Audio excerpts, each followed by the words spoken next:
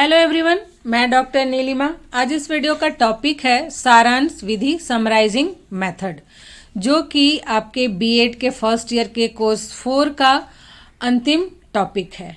तो आइए शुरुआत करते हैं।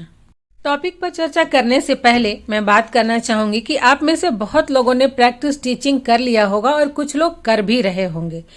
तो जब आप बच्चों को क्लास में पढ़ाते हैं तो उसके लिए लेसन प्लान तैयार करते हैं, और लेसन प्लान जब तैयार करते हैं तो एक ही बार में तो आप सारा जो भी जिस प्रकरण को पढ़ा रहे हैं, जिस लेसन को पढ़ा रहे हैं, सारा नहीं पढ़ा देते हैं। उसे कई छोटे छोटे भागों में बांटते हैं और फिर जब पढ़ाते हैं तो एक भाग को पढ़ाने के बाद क्वेश्चन भी पूछते हैं। इस तरह से करके आप पूरा पाठ को पढ़ाते हैं और अंत में पुनरावृत्ति करते हैं।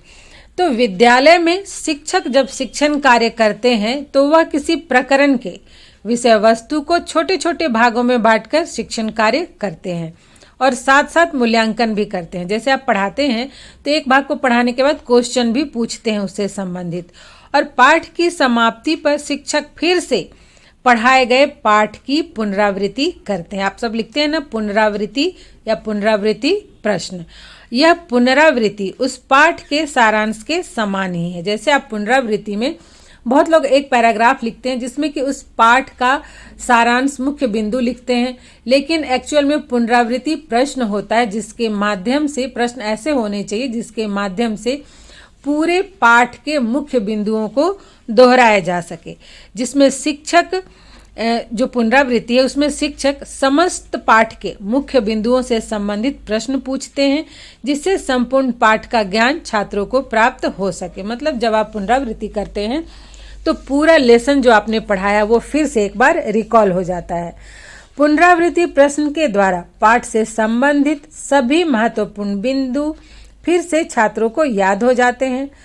कभी कभी पाठ आरंभ करने के पूर्व भी शिक्षक कहानी या प्रकरण के सारांश को मौखिक रूप से छात्रों को बोलकर सुनाते हैं, जिससे छात्रों को कहानी का या प्रकरण का संक्षिप्त ज्ञान हो सके। जैसे आप जब प्रस्तावना कर लेते हैं, पाठ की उद्घोषणा कर लेते हैं, टॉपिक लिख लेते हैं, तो टॉपिक पढ़ाने से पहले आप संक्षेप में बताना चाहते हैं ना। मान लीजिए कहानी ही है तो आप बताएंगे आज हम इनकी कहानी पढ़ेंगे, इनके बारे में हम संक्षेप में जान लेते हैं।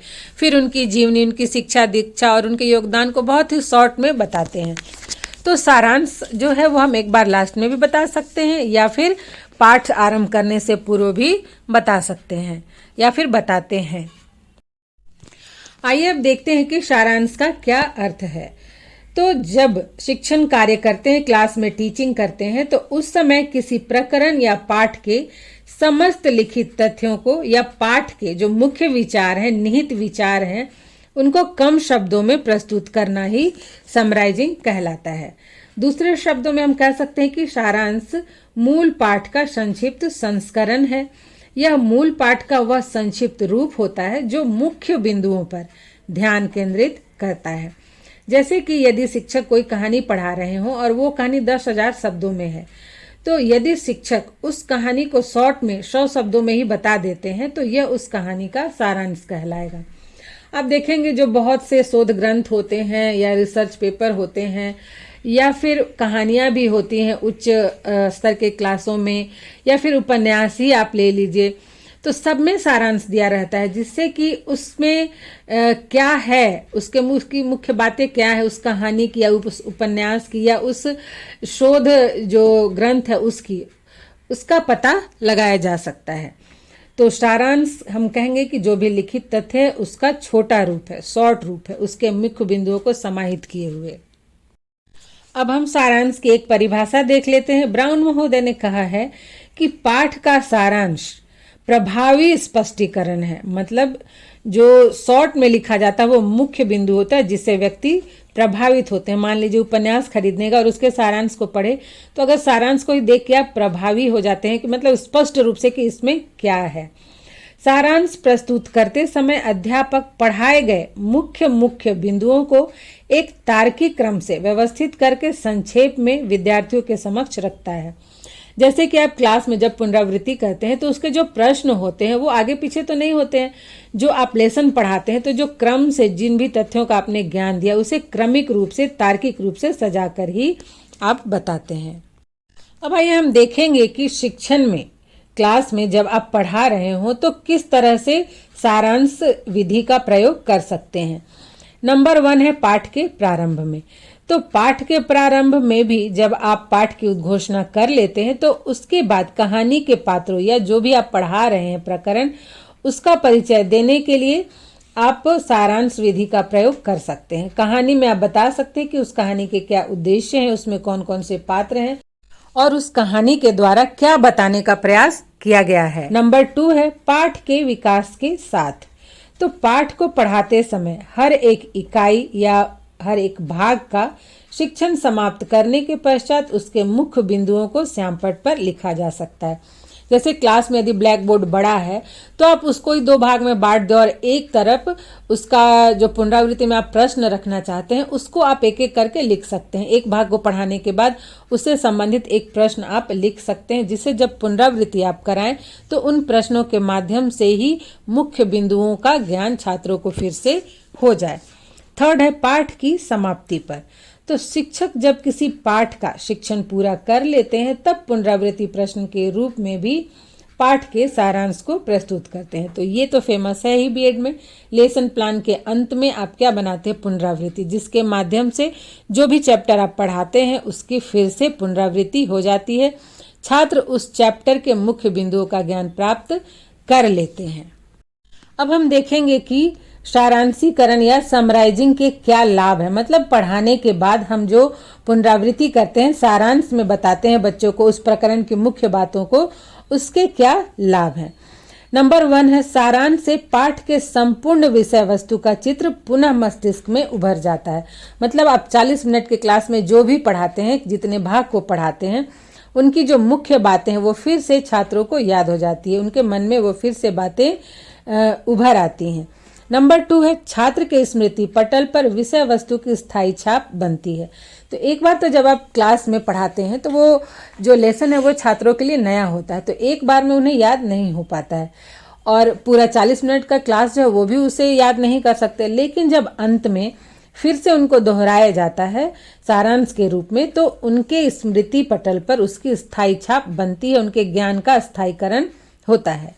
नंबर 3 है ज्ञान का दृढ़ीकरण। मतलब जो कुछ भी वो सीखते हैं, समझते हैं, वो और उनके मन मस्तिष्क में दृढ़ बनता है। नंबर 4 सारांश को छात्र अपनी पुस्तिका में भी लिखते हैं, जिसका वह अपनी आवश्यकता अनुसार उपयोग कर सकते हैं। तो अगर आप ब्लैक बोर्ड में एक साइड में एक भाग को पढ़ाने के बाद उसके मुख्य बिंदु लिखते हैं, तो उसे छात्र जब अपने घर में जाते हैं तो उसे पढ़ते हैं या फिर जब भी उन्हें आवश्यकता होती है तो उसका उपयोग करते हैं। नंबर 5 है छात्रों में भी सारांश लिखने की योग्यता का विकास होता है। तो ये जो समराइजिंग मेथड से पढ़ाते हैं तो स्टूडेंट ये देखते देखते कि किस तरह से प्रकरण के मुख्य बिंदुओं को लिखते हैं, धीरे धीरे उनके अंदर भी किसी भी प्रकरण का सारांश लिखने की योग्यता या गुण विकसित होती है।